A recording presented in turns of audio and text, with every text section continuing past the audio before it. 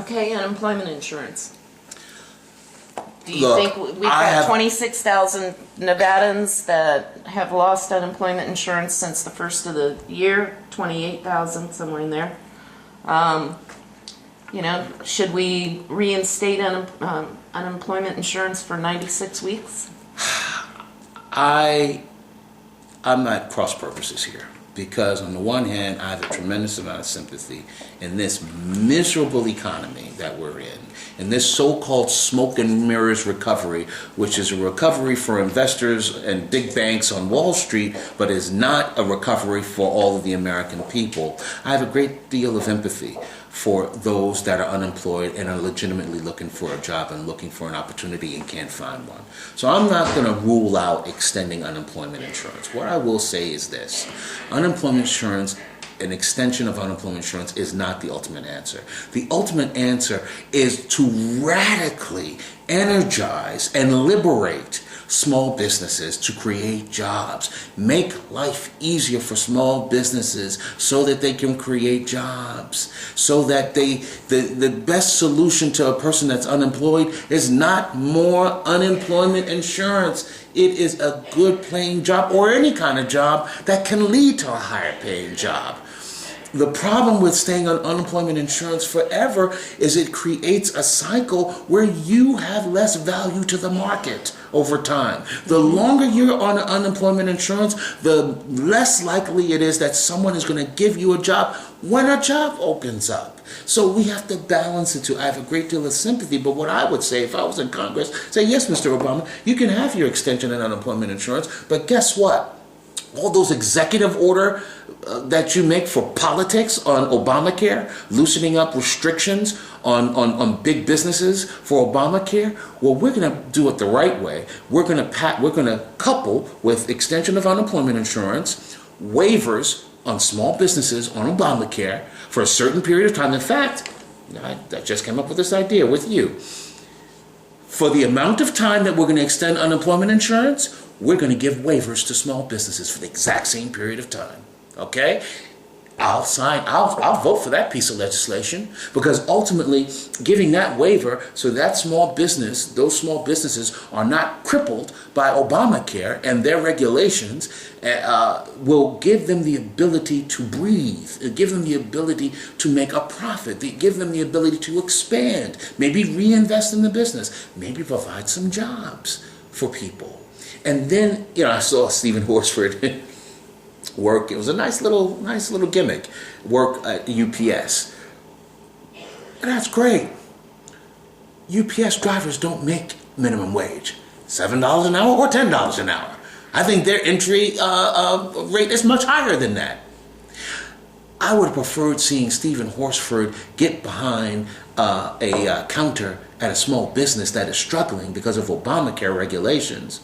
A small business that is struggling because of taxes, because they're getting crippled by taxes and don't have fancy accountants and lawyers to influence the tax code or the regulatory code in Washington, D.C. or Carson City. I'd have preferred that, because those are the jobs that are going to liberate this economy from this smoke and mirrors recovery that we're in. Okay, we're going to talk about Obamacare. We're going to segue into that, and that'll be the last main question, and then we're going to take a few minutes at the end. Okay. Okay?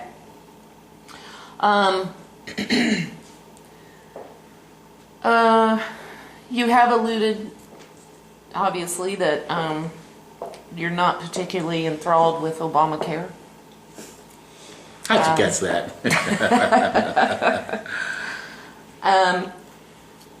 So, usually people ask the question, do you like Obamacare? It's obvious you don't.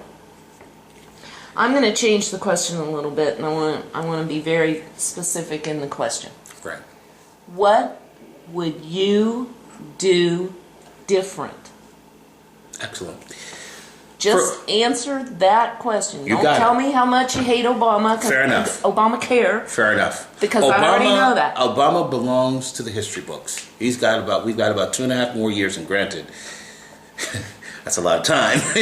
but for the most part, Obama belongs to the history books, and we need to look past Obama and deal with questions like this when he's gone. And actually, even before, I mean, when I win in 2014, I'll have 2 more years with President Obama. So it's bigger than him. Yeah. Don't tell me that you would repeal it. I get that. Right. No, I understand. That. I hear you. I want to know what you would do different. Can I say, first of all, start with a different philosophy? Okay. Instead of taking over the healthcare system, which economically speaking is 1/6 of our economy, and taking over 100% of the healthcare system, have a different focus.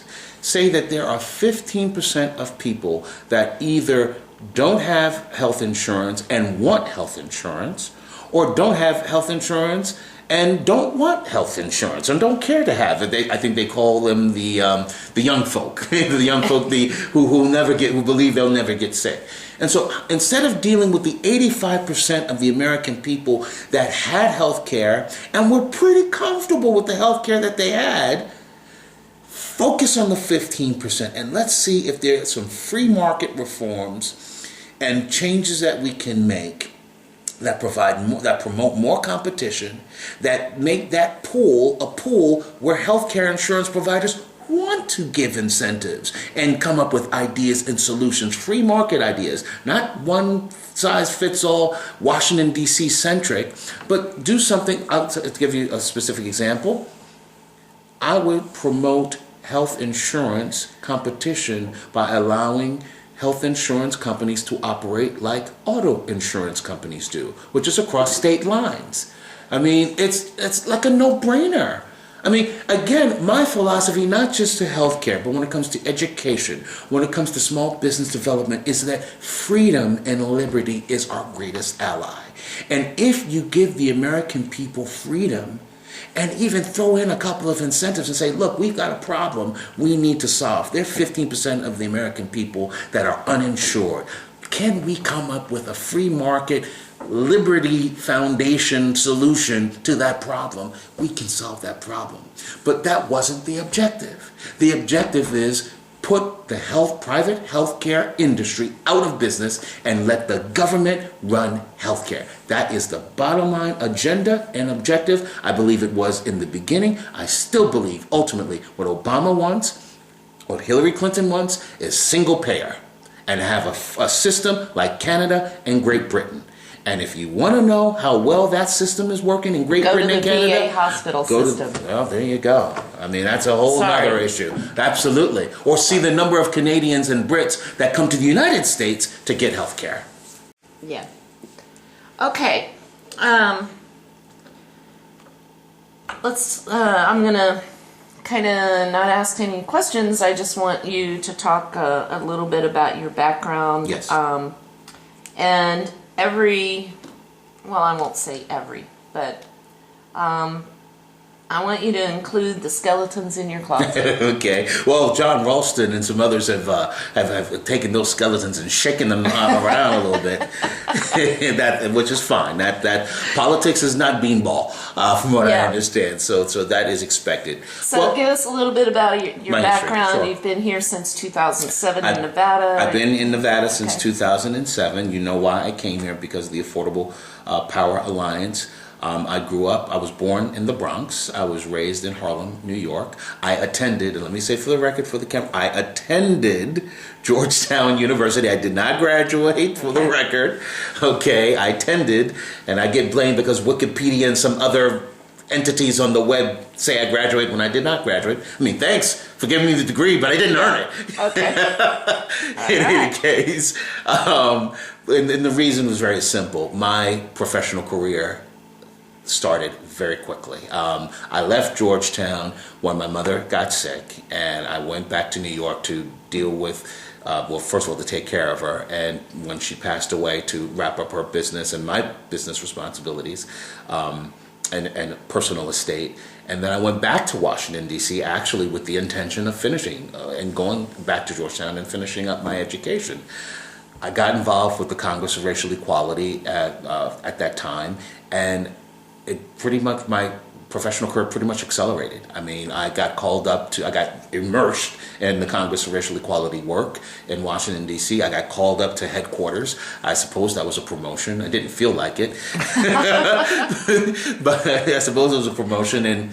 And soon after that, my boss, who also happened to be my daddy, ran for mayor of New York City, and I became his campaign manager. And then soon after that, I became a commentator at MSNBC, and I was well underway with my professional career. And, I say this not with glee. I say this with a sense of tragedy, actually, and regret. I didn't have the chance. I didn't have the time to go back and finish my career. But, I suppose that Congress, all the days off that these congressmen get, I suppose that I could finish Georgetown while I'm down in Washington, D.C. Okay. And just a little bit of personal background. Yeah. Your I'm family. not married. You're not married. Okay. I have a family. I live with my stepmom, who's also kind of my business community activist partner in a lot of these endeavors. She's the executive director of the Congress of Racial Equality, the Western Regional Headquarters, and she helped me a great deal with the Affordable Power Alliance. My father lives with us as well. We had to struggle because he loves New York so much. Yeah. But I just had to convince him the weather is so much better out here. Yes. Ask anybody from back there this winter. Okay, so I'm not married yet, by the way. I should say for the record, I do intend to get married because I want to have children eventually. Okay, all right. Well, it's just been a delight. Thank you very much. Thank you, Barbara. I've enjoyed the conversation and a little too much. And there are. I joke a little bit too much. Folks, it was the reference to Niger and clearly knowing I'm African American that really had her going crazy. And there are so many other issues that I hope we have an opportunity to come back together. And your cats didn't even bite me. Yeah. I left them outside this time. And I hope to see you up here in Mesquite some more campaigning. You're going to be with the Republican women tonight. Looking forward to it. But, don't let that be the last time you come to Mesquite. It won't be. We like to see our politicians, and we're very involved in politics. Win or lose, you will not get rid of this ugly face. Okay, good. All right. Thank you very much. I've really enjoyed the afternoon. Thank you. Okay.